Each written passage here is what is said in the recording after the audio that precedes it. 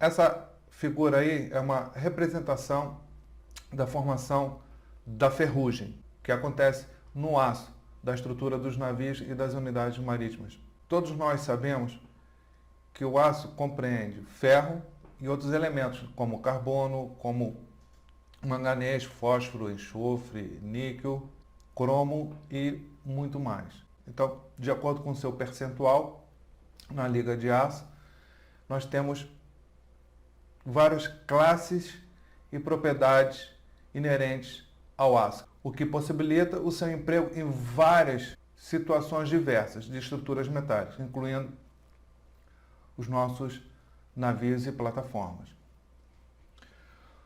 E todos nós sabemos também que o ferro é o componente básico do aço, né? Então, essa figura aí, ela está demonstrando um exemplo típico de corrosão eletroquímica. Esse é o tipo de corrosão mais comum que acontece nos metais quando está sob a presença de água no meio eletrolítico. Então, quando o metal está no meio eletrolítico, dá-se a formação de um cátodo e um anodo. Então, isso aí é a chamada pilha de corrosão. Então, a gente está criando as condições necessárias para que haja uma movimentação de elétron e a formação dessa pilha, e onde se dá a corrosão. A formação de ferrugem é um exemplo de corrosão eletroquímica. Então, ele é o produto da corrosão eletroquímica, que é o nosso caso aqui. O ferro se oxida facilmente quando exposto ao ar úmido. Então, no ar úmido nós temos a molécula de água mais o oxigênio, né? Os dois, o ar úmido. Então, essa oxidação resulta na formação do cátion de ferro, que é o ferro 2+, como nós podemos ver nessa fórmula aí. Então, essa formação aí do cátion de ferro 2+, a gente tem a formação do anodo, né? Ele perdeu o elétron, então ele se oxidou, ele perdeu o elétron.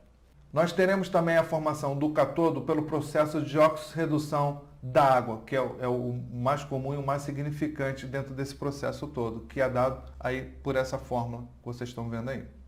Então, nessa fórmula, a molécula de água recebe esses elétrons que foram perdidos pelo ferro, produzindo hidrogênio, mais 2 moléculas de OH negativo. Então, essa é a formação do cátodo. Enquanto os cátions de ferro 2+, migram para o polo negativo, cátodo, o OH negativo, que é chamado de ânions, migram para o polo positivo, o anodo. E ocorre a formação de hidróxido de ferro, que é o ferro OH2, que é mostrado por essa fórmula aí. Na presença de oxigênio, esse composto é oxidado a hidróxido de ferro 3, que é o ferro OH3, que depois perde água e se transforma em óxido de ferro 3 monohidratado, que é essa fórmula que a gente tem aí no final, que é um composto que possui coloração castanha avermelhada, isso é ferrugem que nós conhecemos. Então, esse produto final, que é conhecido como ferrugem, ele possui um grande volume e uma densidade muito baixa, e ele é extremamente esponjoso. Então, como conclusão final, podemos dizer que há um aumento de volume do produto final decorrente do processo de oxidação em relação ao volume inicial do metal base que foi removido devido à corrosão. Então agora eu vou mostrar uma animação bem simples, uma animação que foi feita baseada em alguns estudos acadêmicos, mas não há muito consenso no valor final sobre esse volume de ferrugem que é produzido a partir da oxidação do metal base, a oxidação do aço. Sempre lembrando que o ferro é o composto básico do aço. Então nós temos aqui a chapa base, o metal base, e vamos supor que haverá uma corrosão homogênea de 1 milímetro de espessura desse metal base. Então, a pergunta que eu faço para vocês é o seguinte: para essa corrosão de 1 milímetro ocorrida no metal base, quanto de volume adicional a esse 1 milímetro será produzido por esse produto final que a gente acabou de ver, que é justamente a ferrugem? Então, alguns estudos dizem que é de 1 para 3, outros dizem que é de 1 para 4 e outros até dizem que é de 1 para 7. Então, o que é mais importante aqui para a gente compreender é o conceitual disso aí. Então, é só para vocês entenderem que para uma porção pequena de corrosão do metal base, irá produzir um grande volume de carepa. O óxido de ferro não tem a densidade do aço, você quebra ele na mão. E se a gente for observar essas carepas, né, essas placas, a gente pode ver que ela é muito esponjosa. Algumas placas, se você pegar uma fatia bem fina dessas placas, elas até boiam, para vocês verem como a densidade é muito menor do que a do aço.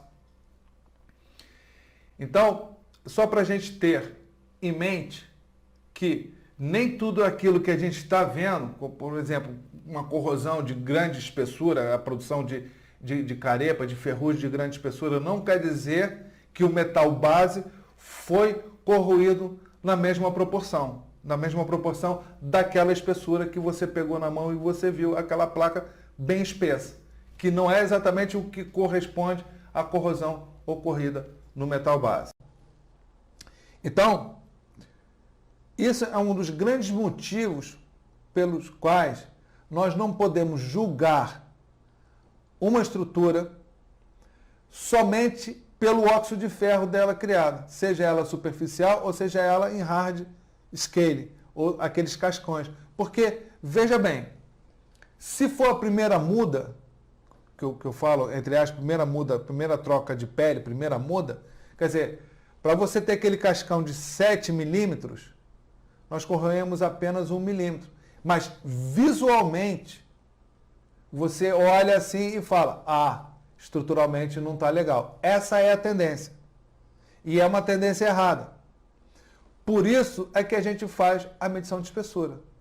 Porque é um complemento da sua inspeção visual, da parte estrutural, que você vai fazer. Porque você vai ter que medir se esse desgaste ele está dentro ou não dos limites impostos pelas classificadoras.